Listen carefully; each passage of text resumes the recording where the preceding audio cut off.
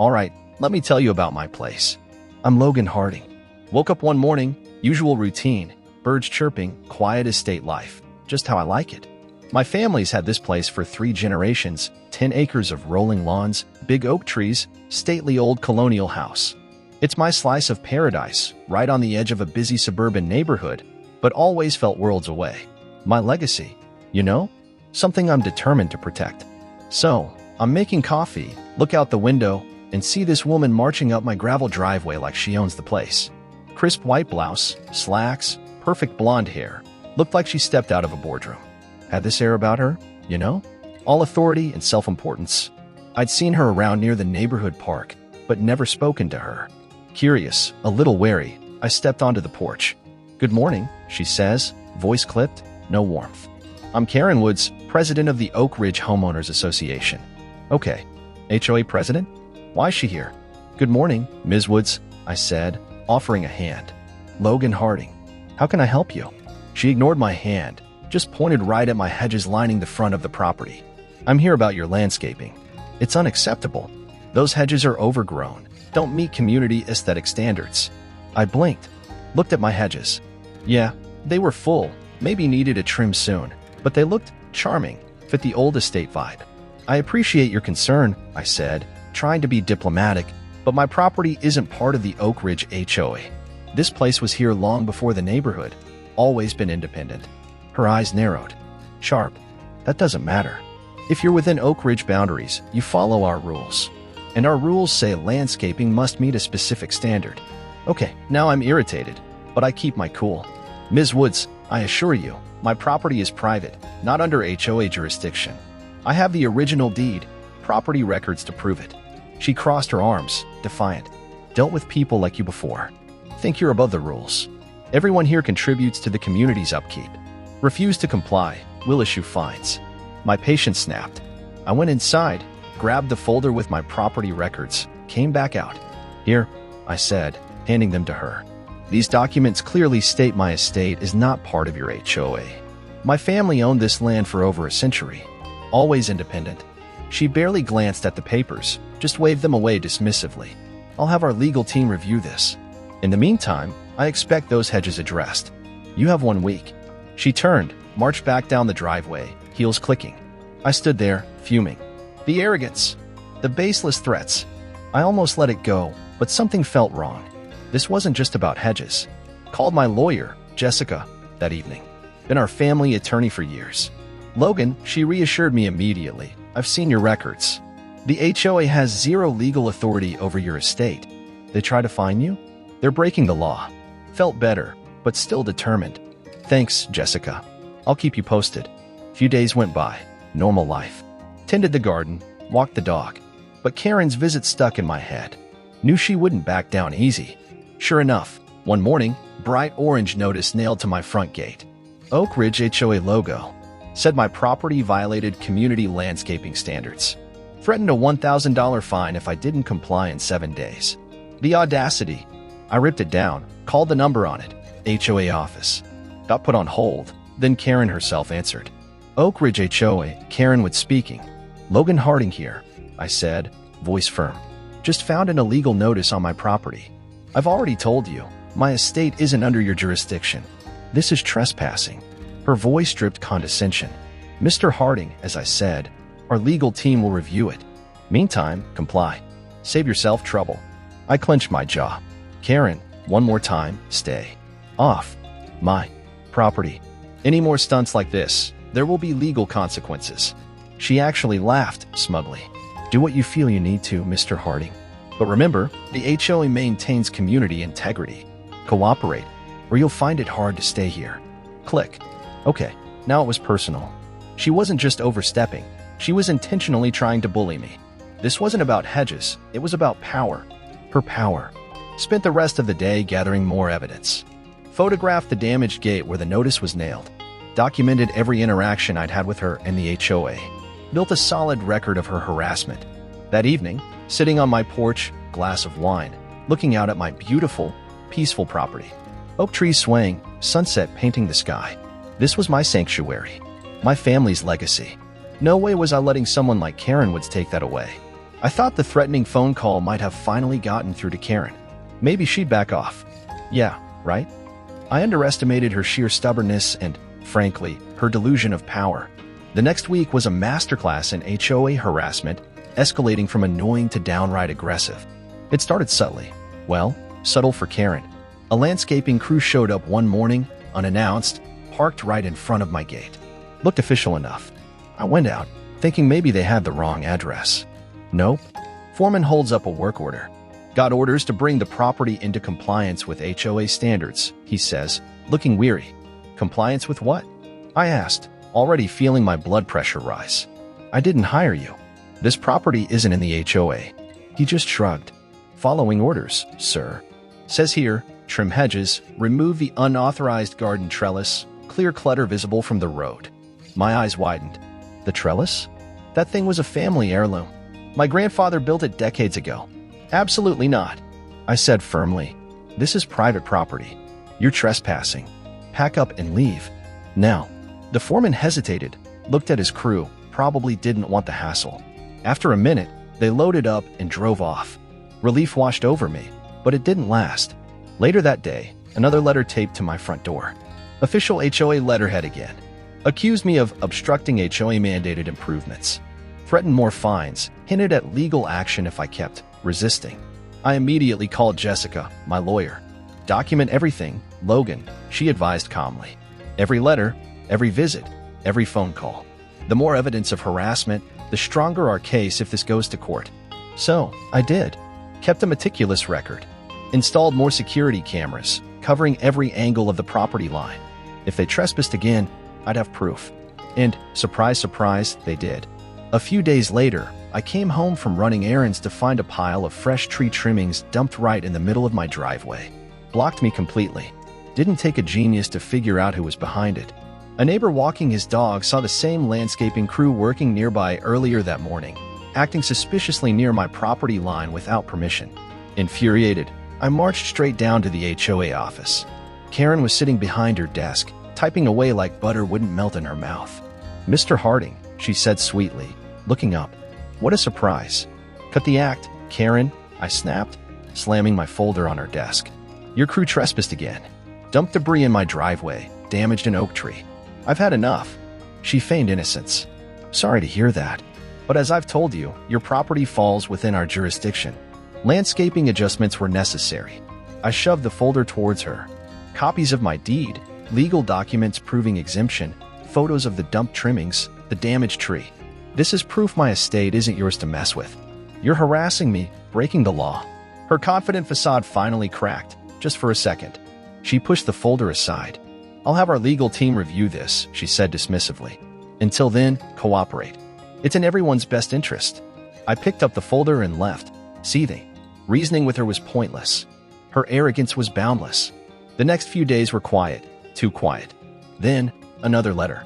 This one summoned me to an official HOA hearing to address my non-compliance. Required attendance. The audacity. Demanding I show up to their meeting about their bogus rules for my property? I decided to hit back before they could convene their little kangaroo court. Wrote a formal cease and desist letter myself this time, detailing every single instance of harassment, trespassing, property damage. Had Jessica send it via certified mail, return receipt requested. Warned them flat out. Any further unwarranted actions, and I sue. The response? Karen called me directly that evening. Voice like ice. Mr. Harding, received your lawyer's letter. Let me be clear. Oak Ridge HOA will not be intimidated. We are a respected organization. We have every right to enforce regulations. I actually laughed bitterly. Respected?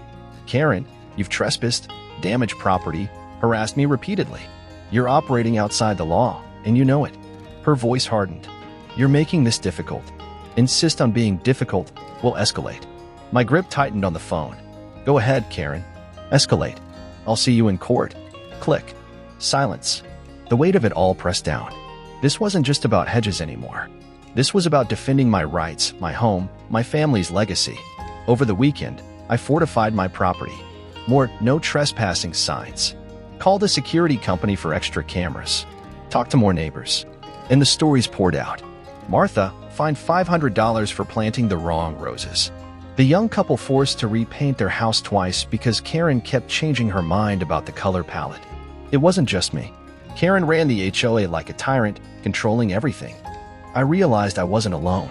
Determined to expose her, I compiled the neighbors' stories anonymously to protect them and added them to my evidence file. Reached out to a local journalist known for covering community issues. Time to shine a light on Karen's little kingdom of overreach.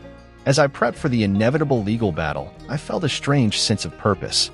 This fight was bigger than just my property now. It was about holding Karen and the HOA accountable. And I was ready. The morning of the HOA hearing arrived. I wasn't exactly looking forward to another showdown with Karen, but I knew I had to go, armed with my evidence and my resolve. This wasn't just about defending myself anymore. It was about exposing their tactics. The community center was buzzing when I got there. Looked like half the neighborhood showed up, curious, whispering. Some gave me supportive nods, others looked nervous, probably worried about getting on Karen's bad side. Karen herself was at the front, flanked by two stone-faced board members, looking regal and untouchable. Mr. Harding, she greeted me with that sickly sweet smile that didn't hide the hostility underneath. Appreciate you attending. Hopefully, we can resolve these issues amicably. I'm here to clarify, I stated firmly, setting my folder on the table, that my property is not under your jurisdiction. I have the documents to prove it. Karen waved a dismissive hand. We'll get to that. First, the violations. She launched into a list. Overgrown landscaping, my charming hedges, unauthorized structures, my grandfather's trellis, even operating a business from home, referring to the few photography sessions I occasionally hosted on my scenic grounds. Completely legal and non-disruptive. The accusations were ridiculous, clearly fabricated to justify their harassment. When she finally finished, I calmly opened my folder. This, I said, holding up my property deed, recorded and notarized, proves my estate predates your HOA and is not subject to its regulations. I passed copies to the board members. I also have this letter from my attorney confirming my property's independent legal status. I passed those copies around too. The board members exchanged uneasy glances. Karen, however, remained unfazed, at least outwardly. Mr. Harding, she said, her voice tight, while your property might technically fall outside our original boundaries, it's still part of the community. It's only fair you contribute to maintaining standards. My patience snapped. Fair. I shot back. Karen, your crew trespassed on my land, damaged my property, dumped debris in my driveway. That's not maintaining standards, that's harassment and vandalism. I have documented every incident, I held up the photos and logs, and I am prepared to take legal action. The room went quiet. I presented the evidence. Photos of the damaged tree, the dumped trimmings, the notice nailed to my gate. I read excerpts from Jessica's cease and desist letter. As I spoke, the mood shifted. Residents who'd been curious now looked concerned, skeptical of Karen. Whispers turned into murmurs of agreement. Even the board members looked uncomfortable, avoiding eye contact. But Karen wasn't done. Mr. Harding, she said, condescendingly, we're not here to argue legal technicalities. This is about the greater good. Karen, I interrupted, my voice steady but firm, this isn't about the greater good. It's about your need for control.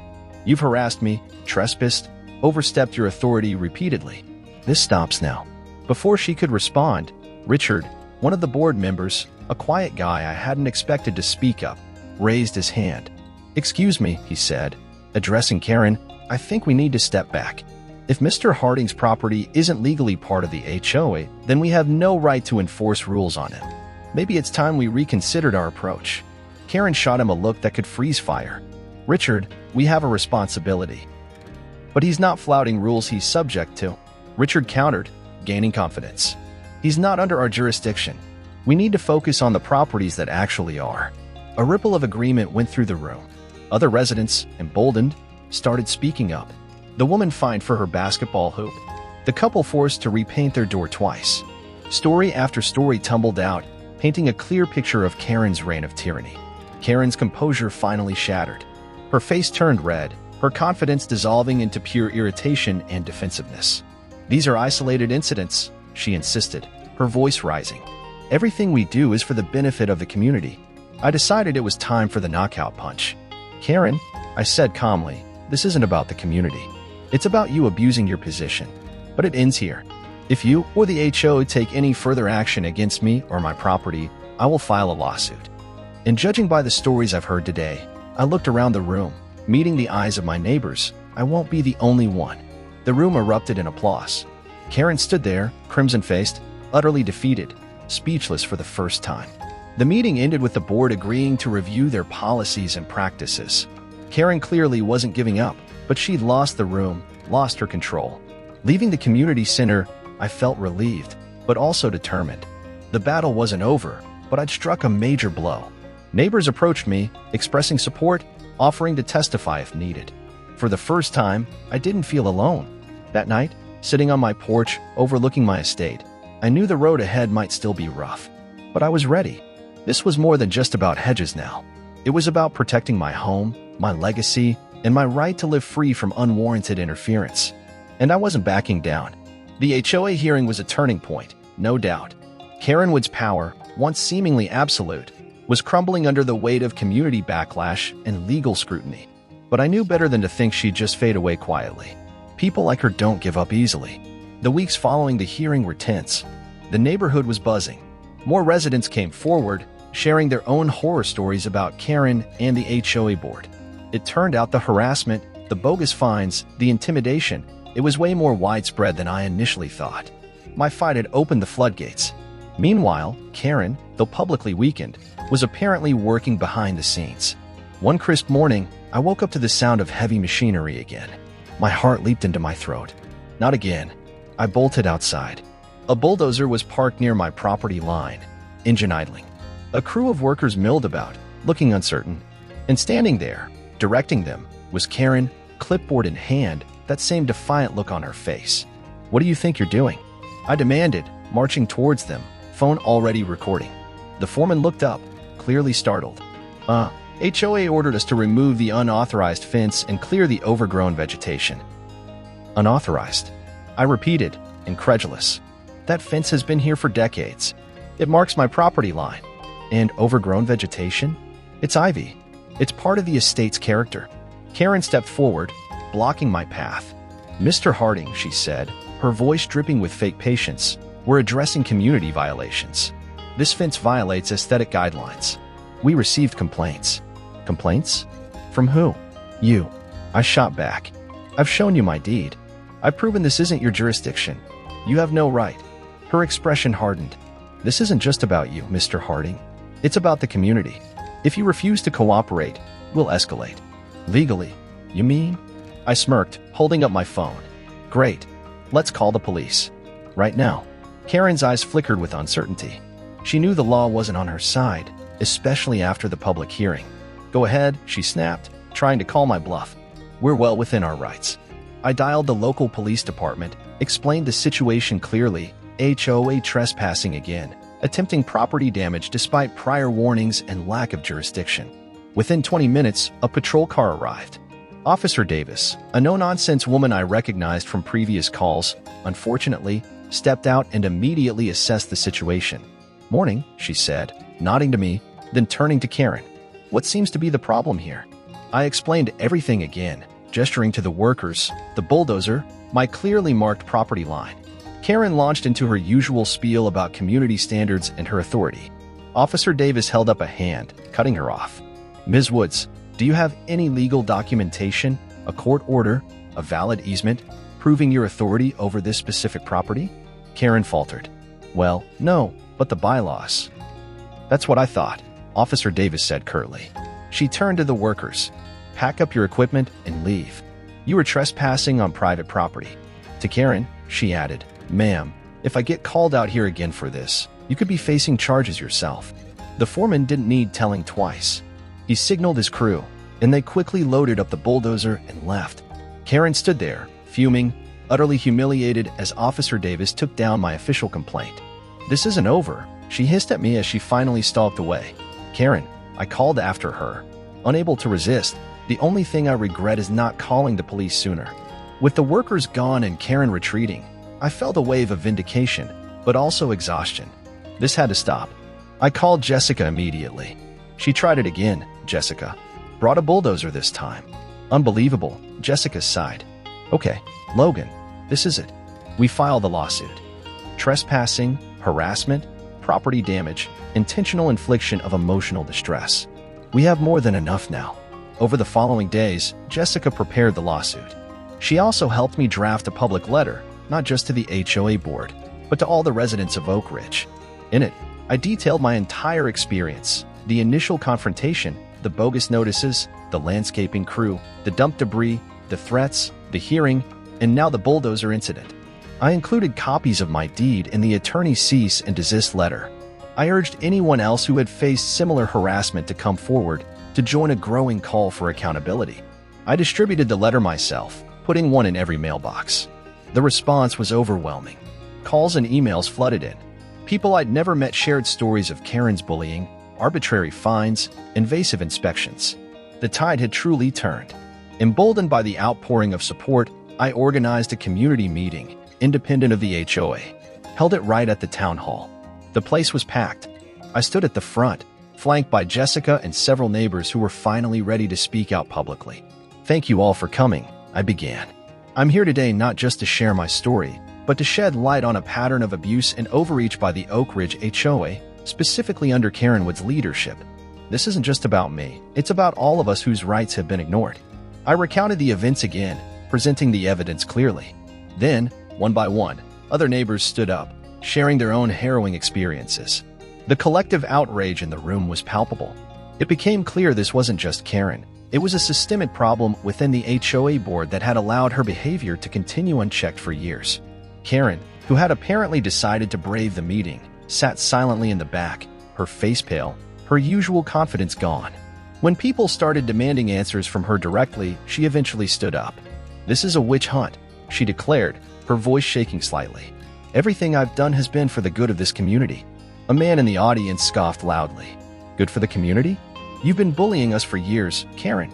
Enough is enough." The room erupted in applause. Karen seemed to shrink, genuinely rattled for the first time.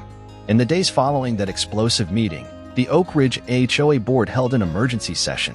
Facing mounting pressure from residents, potential lawsuits from multiple homeowners, inspired by my actions, and intense media scrutiny, the journalist I'd contacted ran a scathing expose. They finally did the inevitable. They voted to remove Karen Woods from her position as president, effective immediately. A new interim board was appointed, tasked with reviewing all HOA policies and practices and addressing the backlog of resident complaints. My lawsuit against the HOA was settled out of court shortly after. They agreed to pay for all damages to my property, cover my legal fees, and issue a formal, public apology acknowledging their lack of jurisdiction and condemning the harassment I endured. It was a bittersweet victory. I had defended my home, yes, but the fight had taken a toll. Still, standing on my porch one evening, watching the sunset paint the sky over my peaceful, undisturbed estate, I felt a deep sense of peace.